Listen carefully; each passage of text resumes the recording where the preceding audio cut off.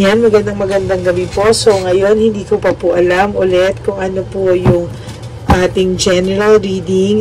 Pasensya na po kayo sa boses ko. Feeling ko po magkakasakit ako, no? So, today is madaling araw na po ng madaling araw na po ng Sunday, and i-upload ko po to one of these days, no? Medyo nadidiri lang din po ako sa pag-upload kasi medyo marami po akong private readings, pero I'll make sure po na pagka nagkaroon na po ng oras after ng lahat, i-upload ko to kasi medyo matagal din po mag-upload sa YouTube, kaya pag may private reading po talaga ako, hindi ko na po to mag-upload. Hindi ko po ma-upload, pero ito na po. So, ano po ba ang mensahe sa atin sa ngayong araw na ito, no? Ayan po natin. Babasahin po natin kung ano po ang pwede nating maging gabay sa ngayong araw na to, no? So, sige, tingnan po natin.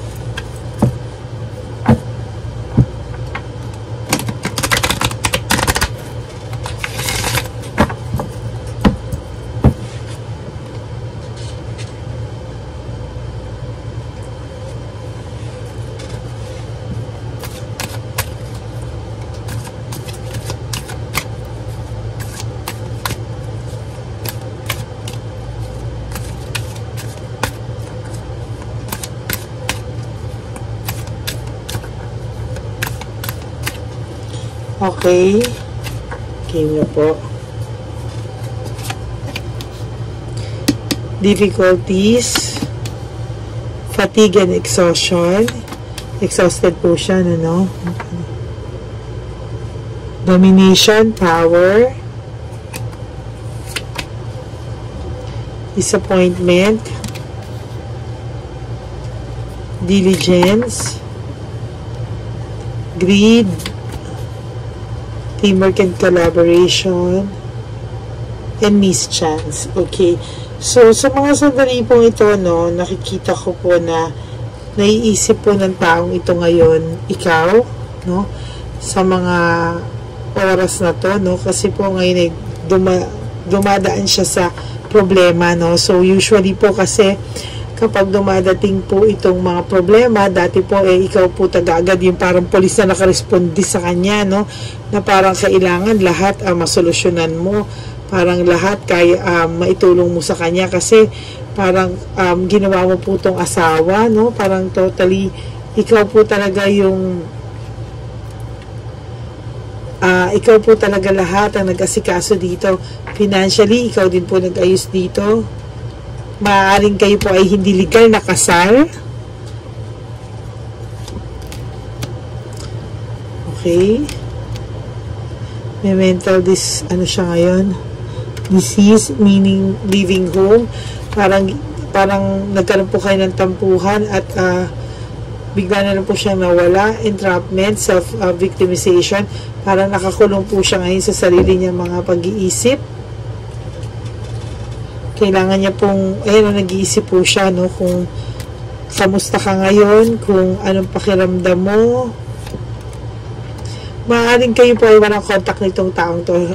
Jobless po siya ngayon, or maliit lang ang kita niya sa ngayon. Failure, parang lahat ng ginagawa niya po ngayon, failure. At hindi ka po niya makontak sa kadahilan ng takot po siya sa rejection. So, ang taong ito ay gusto mag-reach out sa'yo, no? Gusto mag-reach out sa'yo pero takot siya sa rejection. So, ang topic po itong ating binabasa ngayon ay gusto niya mag-reach out but he's afraid of rejection. Tatakot po siyang ma-reject. So, may mga biglaan po siyang ginawa sa desisyon niya dati na napasubo lang siya, biglaan, hindi niya sinasadya. Selfish din po itong taong to. Napasubo po to dahil sa kadahilanan na pagiging selfish niya. burned out and stress po siya sa mga nangyayari sa buhay niya sunod-sunod. Kaya ka po naiisip itong taong to. Kaya gusto rin po niya mag-reach out kasi namimiss niya po yung pag-aalaga mo sa kanya. Na nung dati po ay yung dati po, sandali isusulat ko lang po itong ipipray ko sa inyo, no? Kasi ipipray natin yung title nito.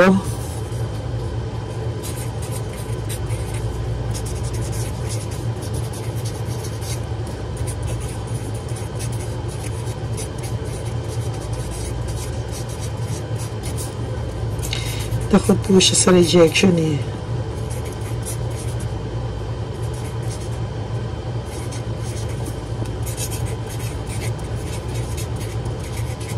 Kasi alam niya po malaki kasalanan niya sa'yo.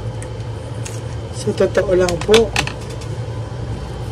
So, ayan po, rejection. Iniisip niya po kasi ayaw niya mapahiya. Dahil alam niya po, unti-unti ka nang nakaka-adjust or nasaktan ka niya na parang tumigas ka na ayaw mo siyang balikan. May emptiness and emotional loss siya. Pero sa totoo yung iba po sa inyo marupok pa din. Babalik pa rin po yan kapag ni-reach out. So yung lalaking po ito medyo bored. Na-bored po siya sa buhay-buhay. Kaya po niya kayo iniwanan. Ano yan guys or girls? Kung sino man kayo, bawa ikaw ay lalaki, so babae mo. Kung ikaw ay lalaki, so babae mo. Tapos kung ikaw naman ay babae, sa lalaki mo. Parang ganon. So ano yun, sa person mo, bored ka lang, iniwan mo na siya, ayan o, leaving behind, walking away, aalis ka na, naghahanap ka na ng bagong pugad na kung saan ka mag-e-enjoy. Ang true love, hindi po ganon, hindi po laging masaya sa isang relasyon, o meron po deception and manipulation, maaaring nasaktan ka po dito dahil sa third party, o niloko ka po nitong taong to sa anumang klaseng bagay. Ambisyoso po itong tao to pero wala naman po nangyayari sa kanya.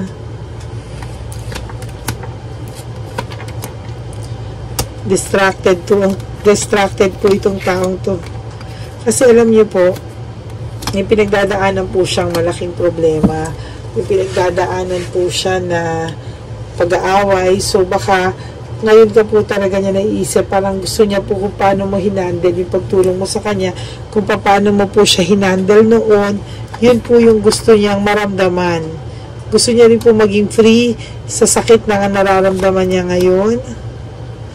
Medyo may pagka-materialistic din po yung, hindi ko po ma-sure kung siya o yung babae niya o yung lalaki niya, pero may lumalabas po yung magiging materialistic, insecure, and disappointed po siya sa nangyayari sa buhay niya ngayon. So feeling niya po, pinapakalma mo po siya sa universe.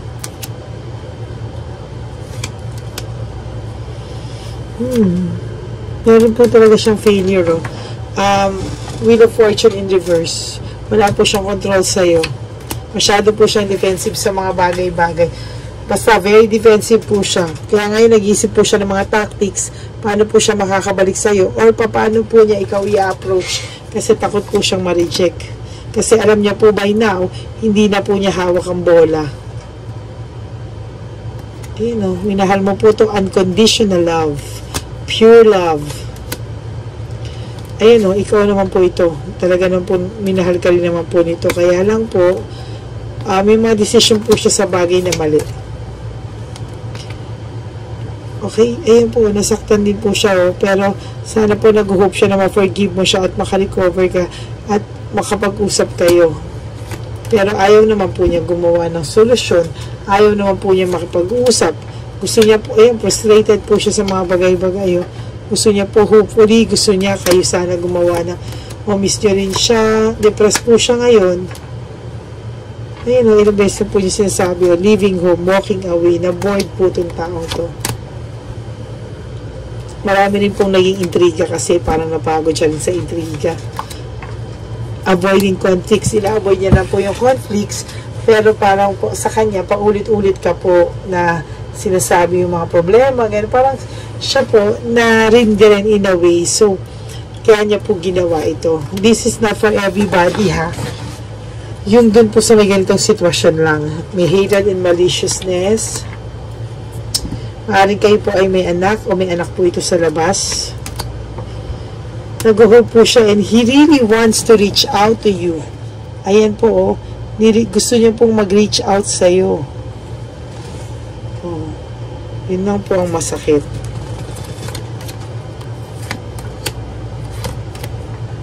Wala po siyang peace of mind. May takot po siya, loneliness and sadness.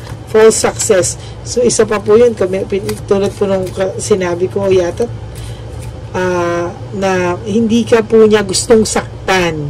Okay? Pero, nasaktan ka po niya. So, parang pinapanindigan na lang po niya ito through false success. Meaning, kunwari lang po yung happiness niya. Ayan o. Sobra po siya sinasaksak din naman itong babaeng sa likod. Eh sana kung ganyan pala, hindi na lang niya ikaw iniwanan. Grabe yung sakit na binigay niya sa inyo eh. Impulsive po kasi siya. Gumagawa po siya ng bagay-bagay out of sudden emotions. O ngayon na po siya nagsisisi. Less or loss, grief, or self-pity. Hindi po siya sobrang sising-sisi, pero sana inisip niya na kung mababalik niya yung panahon, hindi ganito yung gusto niya kalabasan ito.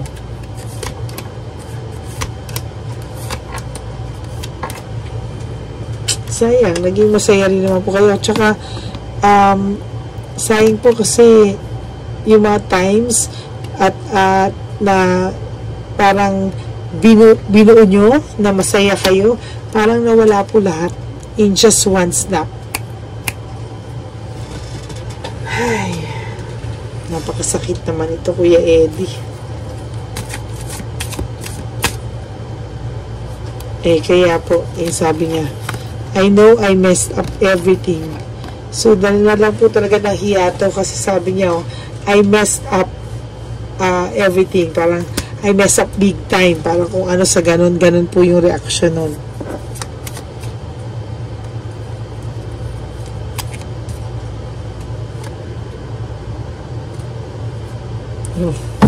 One, two, three, tama, 4. Tingnan po sabi niya, I am afraid to contact you. Takot po itong mag-reach out sa iyo kasi natatakot po siya. Takot po siyang mag-reach out sa iyo kasi takot po siyang ma-reject. Yun ang tamang ano. Pero may pagmamahal naman po sa ito. Pwedeng noon, pwedeng ngayon, pero pwedeng minahal ka po niya talaga.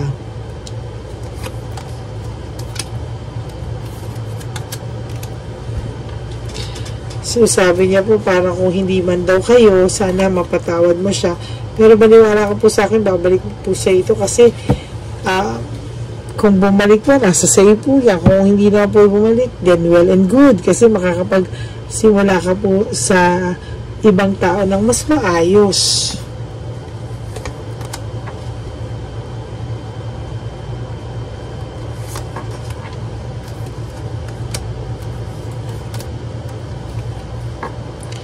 I wonder if you are happy without me. So, nagka-question po siya, no? Kung masaya daw po ba kayo, kung wala siya. Parang inaano niya na, totoo bang masaya ka na nang wala ako? Kasi ayaw po nito na masaya ka. Gusto niya po lagi ka na nasasaktan para sa kanya. Kaya wag mo po siyang bigyan ng satisfaction na makita po na, na hindi ka masaya. I can't stop thinking about you. See, ma-pride lang po itong mokong na to, pero po, o mokang na to, pero iniisip ka rin naman po niya lagi. Iniisip niya po lahat ng kabutihan mo sa kanya, pagmamahal mo sa kanya, at so many things remind me of you. So, siguro, for some of you na matagal kayo, lahat kasi nagawa niyo together, lahat magkasama kayo together. So, lahat, maalala niya sa'yo. Ngayon po, the timing just wasn't right for you guys because of this situation, ano, na parang hindi rin siya maka-reach out kasi natatakot siya. At the same time, baka may kinakasama pa siyang iba. Sometimes, I stay awake thinking about you. So, hindi talaga siya nakakatulog, ha. So, hindi niya talaga, ano, sukat maisip, no. I look for you everywhere. So, hinahanap ka niya. Ay, Minahal ka rin naman po ito kasi may lumalabas na I love you unconditionally. Pero hindi lang daw po siya available sa ngayon. Dahil baka nga sila pa. Ay, naku. So, ayun. Yan. So, tingnan po natin kung ano nararamdaman to sa mga oras na to.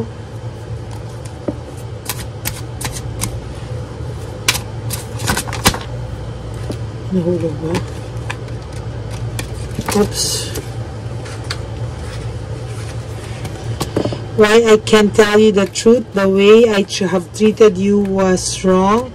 It hurts so much. And why do I feel so lost? So, ito po yung apat na nawala po dito sa baraha ko na parang ito po yung sumabog na apat na baraha. So, why do I feel so lost? I can't tell you the truth. The way I have treated you was wrong. And it hurts so much. So, ngayon po, naiisip din naman po niya, kaya lang, wala po siyang guts to reach out to you. Pero, kung ganito po yung feelings ito, it's just a matter of time. They will reach out to you. Ay, at sana pag dumating po yun, huwag po agad masyado marupok, mga kapatid, ha? Huwag po excited. Pahirapan niyo po ito, kasi kung hindi niyo po papahirapan ito, at nag-reach out, at yes po kayo, agad patay tayo dyan, talo na po tayo. Talo na po yung mga taong nasaktan na tulad natin, okay? O tulad nyo. Ba't po ba sinasama yung sarili ko? Ayan po. Syempre kasi po, nakukuha energy nyo eh. Ganun po talaga. Okay, so, yan po ang ating reading. No? A short reading for today. Kasi po, medyo, hindi ko po alam bakit ganito po yung aking pakiramdam. Ano? Siguro po dahil sa uso ngayon, pray niyo po ako na magmatuloy sa sakit itong nararamdaman ko po, no? At para makapagbigay po ako kasi talaga po pag sobrang sumama po ang paraha ko, baka, alam mo po yun, there will be days na mahirapan po ako mag-reading. Ayoko po ng ganun kasi nga po, gusto ko po kayong bigyan ng free readings every now and then. Yun. So, i-pray nyo po na hindi po ito matuloy sa kahit na sa uso ngayong sakit po, no? Dahil yung panahon natin, grabe, no? So, if you like my video, please comment down below and please like and subscribe and hit the bell button. So, pakishare na rin po sa iba and please po, don't skip the ads po para naman po kahit papano ay maging maganda yung ating ayan, so ngayon po inayos ko pa lang, no? So huwag niyo po skip yung huwag niyo po skip yung ads. Tulungan niyo na lang po ako pagdating doon. Maraming po salamat at I really do appreciate your help na hindi po skip ang ads, and I really do appreciate you guys watching every videos na nilalabas ko po. It may be resonate with you or not, pero still sobra niyo po ako sinusuportan and I'm so thankful for that. And talaga pong mahal na mahal ko po kayo mga subscribers ko. Alam niyo po, kahit pagod na pagod ako sa gabi, kaya kasi kung nagkakasakit na ako, dahil po kahit anong pagod ko, may work po ako, hindi ko naman po ginagawang living tong for living yung itong ganito, kasi sa totoo lang po, ako po talaga ang pinakamura. Donation lang po talaga yung, halos donation na lang, dahil sa iba po mahal talaga, pero ayoko po ng ganun because gusto ko lahat kayo matulungan, lahat kayo kahit papano ay mabigyang oras. For those of you po na hindi pa po nakakapag-schedule, pasensya na po kayo. But I assure you, we will give you enough time. First come, first serve po tayo. Bibigyan po namin kayo ng time and date kung kailan tayo magkikita ang dalawa at na makapag-bonding po tayo sa storya ng buhay mo. Okay? Just message me or yung assistant ko po yung sumasagot sa Lady Lee Elena. And sasagot po kami within the day kung ano, pero yung schedule po namin is for I think meron baka late i-upload so mag-text na lang po kayo para alam natin po kung kailan ang schedule para sa inyo or ang binigay na schedule sa inyo ni Divine Universe. Okay? Thank you everyone at sana po wag na wag kayong mapapagod manood ng mga videos ko. Sa lahat po na nag-aantay sa akin sa live, I will announce what time po sa December 24. Yun po. So, maraming po salamat. May God bless you all. And I love you everyone. And may God continue to shower you with so much blessings in your life. Okay? Dito lang po yan sa ating Lady Elena channel. And thank you everyone. Thank you so much. And mahal ko po kayo. Thank you so much.